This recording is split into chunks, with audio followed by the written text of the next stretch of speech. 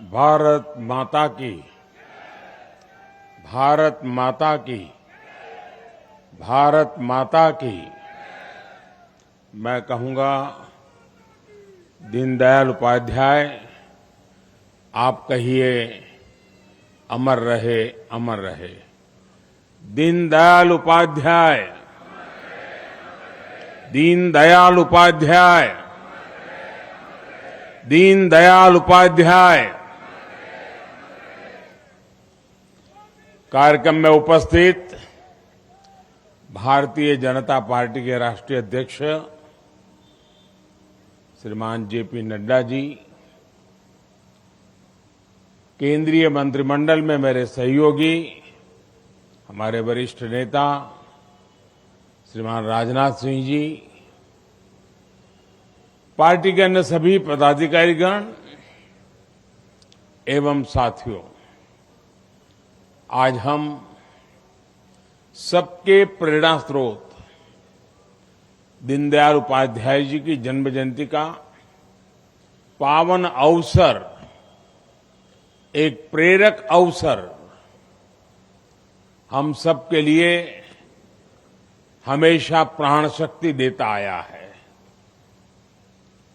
आज सुबह मुझे जयपुर में धानक्या रेलवे स्टेशन के पास जाने का सौभाग्य मिला। जब राजस्थान में भाजपा सरकार थी तो वहां पंडित दीनदयाल उपाध्याय राष्ट्रीय स्मारक का निर्माण हुआ था।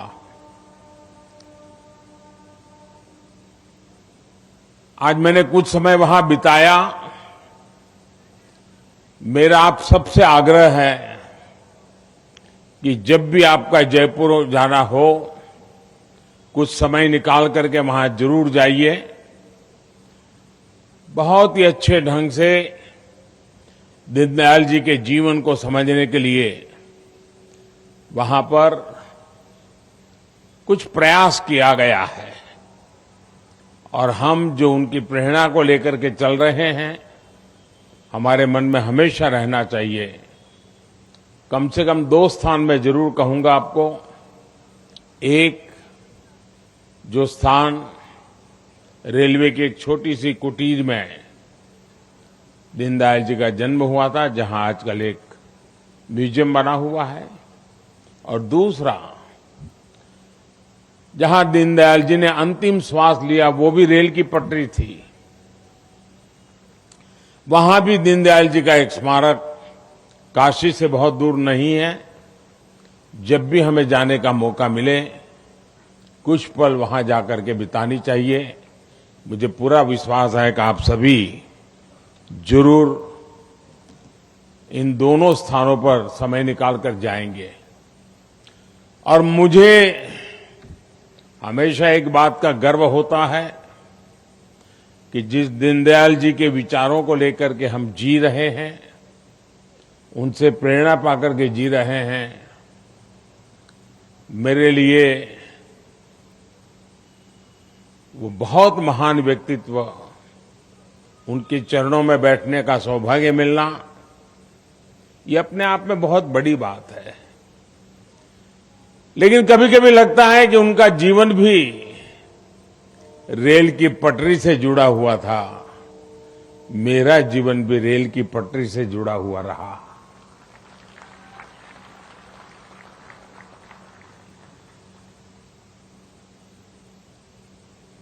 सुबह उस पवित्र स्थान पर से मैं आज यहां सीधा एयरपोर्ट से आपके बीच आया हूं, और ये शाम मुझे दिल्ली में पंडित दीनदयाल उपाध्याय पार्क में उनकी प्रतिमा के लोकार्पण का अवसर मिला है। और कितना अद्भुत सुखद संयोग हम देख रहे हैं। एक और, ये दीनदयाल उपाध्याय पार्क है और सामने ही भारतीय जनता पार्टी का कार्यालय है। उनके ही रोपे गए बीज से आज बीजेपी का विशाल वट वृक्ष बन चुकी है। ऐसे में दीनदयाल जी की ये प्रतिमा हम सब के लिए ऊर्जा का स्रोत बनेगी। ये प्रतिमा राष्ट्र प्रथम की प्रण, उस प्रण की प्रतीक बनेगी। ये प्रतिमा दीनदयाल जी द्वारा दिए गए एकात्म मानव दर्शन की प्रेरणा बनेगी। ये प्रतिमा हमें हमारे अंत्योदय के संकल्प की याद बार बार दिलाती रहेगी। ये प्रतिमा इस बात की भी प्रतीक बनेगी कि हमें देश में राजनीतिक शुचिता को हमेशा जीवंत बनाए रखना है। मैं इस अवसर पर दीनदयाल जी के चरणों में नमन करता हूं, उन्हें आदरपूर्वक श्रद्धांजलि देता हूं।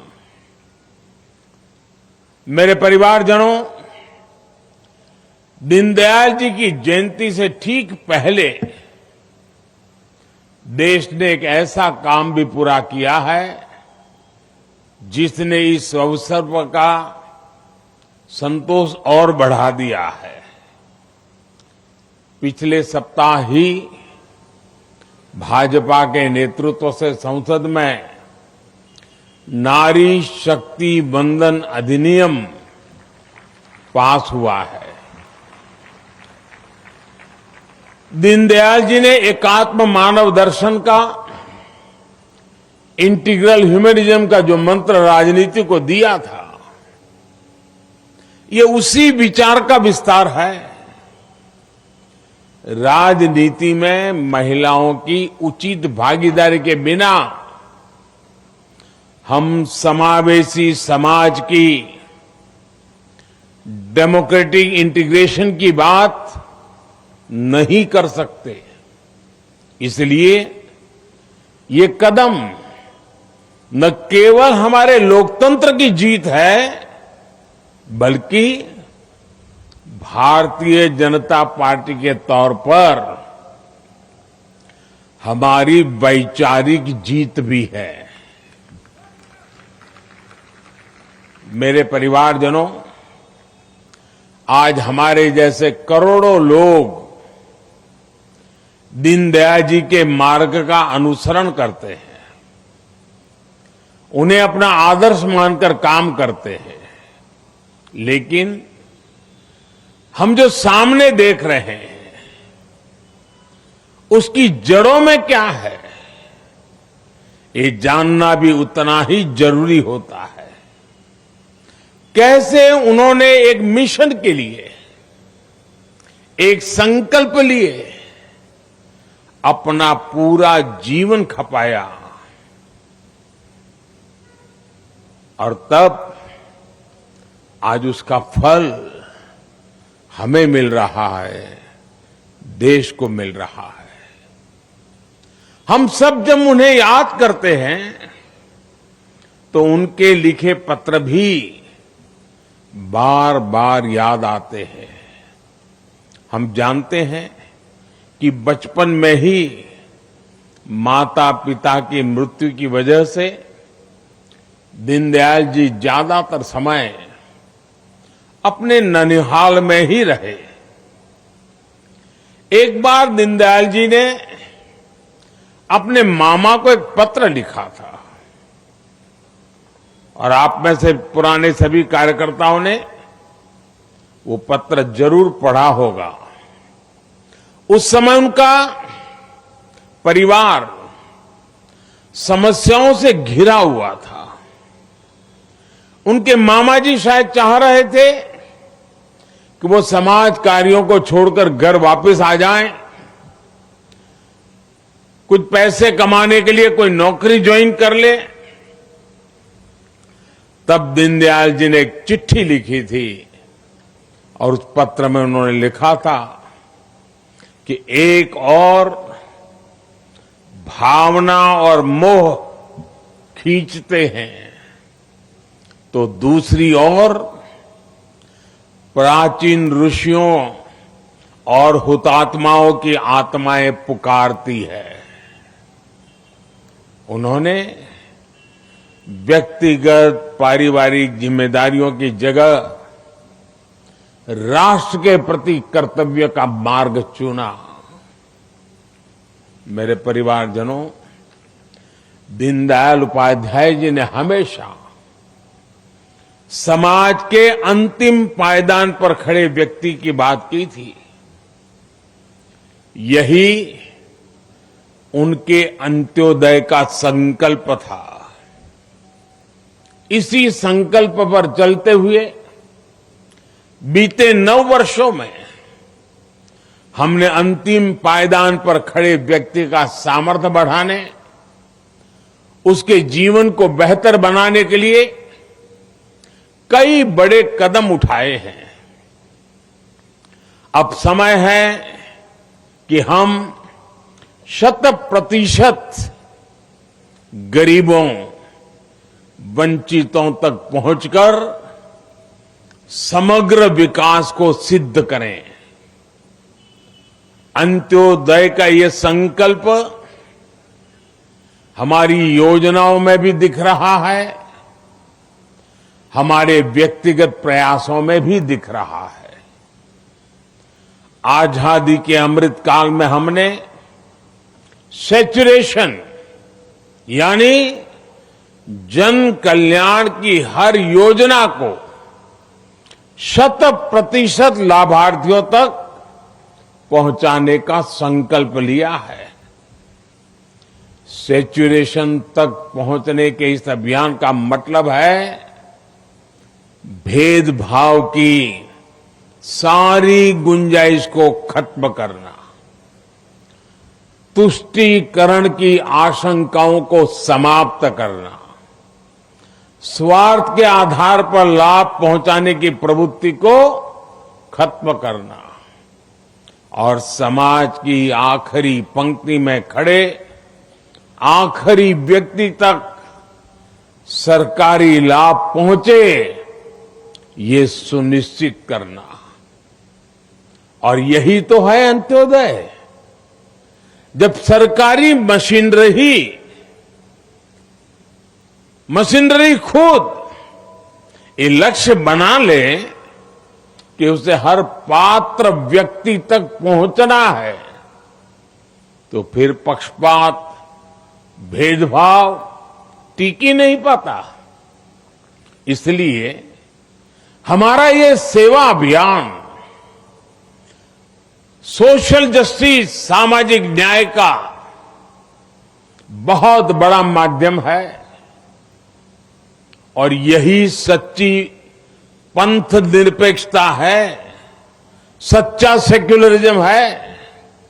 साथियों, मैं हमेशा से ही कार्यकर्ताओं से दीनदयाल जी के 7 सूत्रों को जीवन में उतारने का आग्रह करता हूं। आज फिर से इन सूत्रों को याद करने का दिन है। ये सूत्र है सेवा भाव, संतुलन, संयम, समन्वय, सकारात्मक, संवेदना और संवाद। इस समय देश में हम कर्तव्य काल उस राह पर चल पड़े हैं। इस समय तो ये सूत्र और भी सामयिक हो जाते हैं। आज देश में जितनी भी योजनाएं चल रही हैं, उसमें हमारे कार्यकर्ताओं का सेवा भाव, समन्वय और संवेदना, इनका प्रभाव और बढ़ा सकती है। सेवा भाव से अगर हमारे कार्यकर्ता लोगों के सुख दुख से जुड़ेंगे, तो योजनाओं के विस्तार को नई ताकत मिलेगी। हमारे हर कार्यकर्ता को संवेदना के साथ योजनाओं को समझना और उनको हर व्यक्ति तक पहुंचाने की कोशिश करनी होगी। कार्यकर्ता को दो स्तर पर संवाद बनाकर रखना है। पहला, सरकार के स्तर पर, जिससे उन्हें योजनाओं के बारे में पता चल सके। आपको ये पता रहेगा कि आपके इलाके में किन योजनाओं की जरूरत है।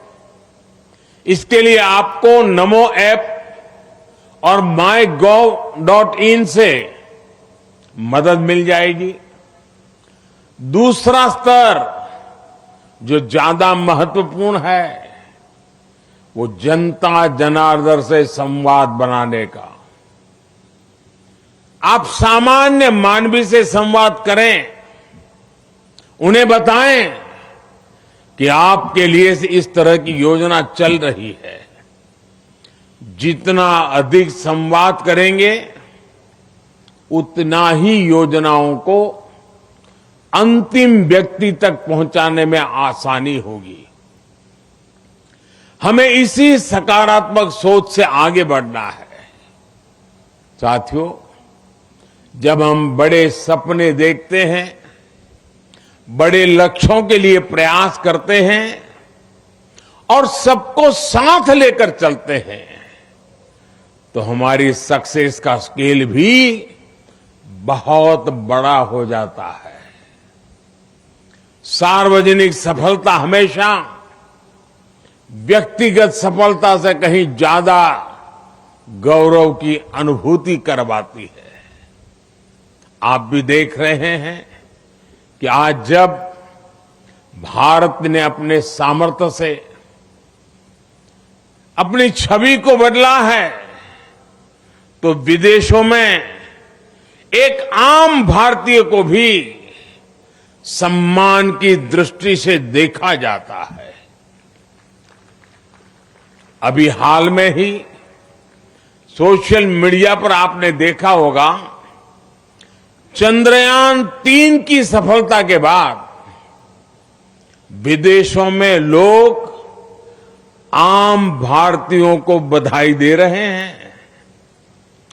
G20 के बाद भी पूरी दुनिया में जिस तरह भारत की वाहवाही हुई है, उससे हर भारतवासी का सम्मान और बढ़ा है।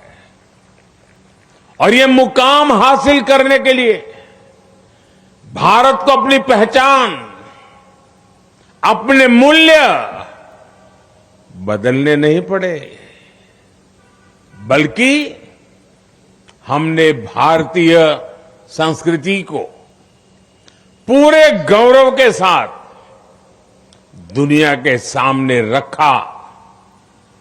यही दीनदयाल जी का वो सपना है जिसे आज हम पूरा कर रहे हैं। साथियों, दशकों तक हमारे यहां सार्वजनिक संसाधनों और समाज का उपयोग निजी राजनीतिक स्वार्थ के लिए होता रहा। लेकिन आज हमें चाहिए कि हम व्यक्तिगत संसाधनों का उपयोग भी इस तरह से करें कि उससे देश के विकास के लिए रास्ते खुले। आज भारत आत्मनिर्भर होने के जिस संकल्प के साथ आगे बढ़ रहा है, वोकल फॉर लोकल के मंत्र को बढ़ा रहा है, वो इसी विजन का विस्तार है। जब हम देश के भीतर अलग अलग राज्यों में टूरिज्म के लिए जाते हैं, तो इससे फायदा देश के लोगों को होता है। जब हम स्थानीय उत्पाद खरीदते हैं, तो इससे फायदा देश के लोगों का होता है। जब हम खादी खरीदते हैं, हैंडलूम खरीदते हैं, हैंडीक्राफ्ट खरीदते हैं, तो उत्पादों का बढ़ावा और उसके कारण हर घर में चलने वाले छोटे छोटे उद्योग, गांवों में चलने वाले छोटे उद्योग, गरीबों की मेहनत से पलते हुए उद्योग, उन्हें एक नई ताकत मिलती है, उनको आर्थिक लाभ भी पहुंचता है और इससे देश के लोगों का फायदा होता है। जब हम स्वच्छता को बढ़ावा देते हैं, गंदगी नहीं फैलाते, तो इससे देश स्वच्छ बनता है। भाइयों और बहनों, सदियों तक हमारा देश ऐसे ही मुश्किल हालातों में फंसा हुआ था, जहां राष्ट्र सेवा का कोई भी अनुष्ठान बिना बलिदान के पूरा नहीं होता था। आजादी के बाद भी नए विचार, नए प्रयास के लिए रास्ते आसान नहीं थे। उस समय भी दीनदयाल जी जैसे महापुरुषों ने अपना सब कुछ देश पर न्योछावर कर दिया था और मैं मानता हूं कि अगर उनकी अचानक और रहस्यमयी मृत्यु नहीं हुई होती तो भारत का भाग्य बहुत दशक पहले ही बदलना शुरू हो जाता। जिस व्यक्ति के विचार उनकी मृत्यु के बाद आज भी इतना प्रभावी हो, वो अगर कुछ समय और जीवित रहते तो भारत में परिवर्तन की एक नई आंधी उठ खड़ी होती। साथियों, आजादी के अमृत काल में हम अपने सपनों को पूरा करते हुए देश को विकास की नई ऊंचाई पर लेकर जा रहे हैं। ये सुख हमें अतीत के बलिदानों की वजह से मिला है।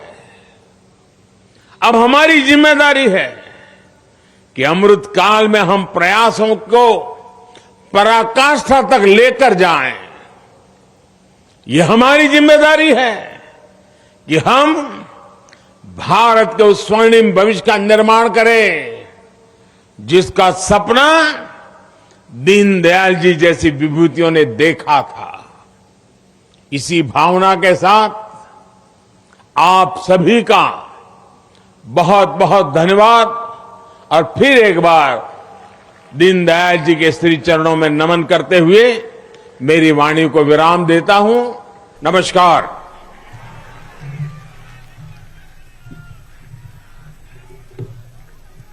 धन्यवाद आदरणीय प्रधानमंत्री जी।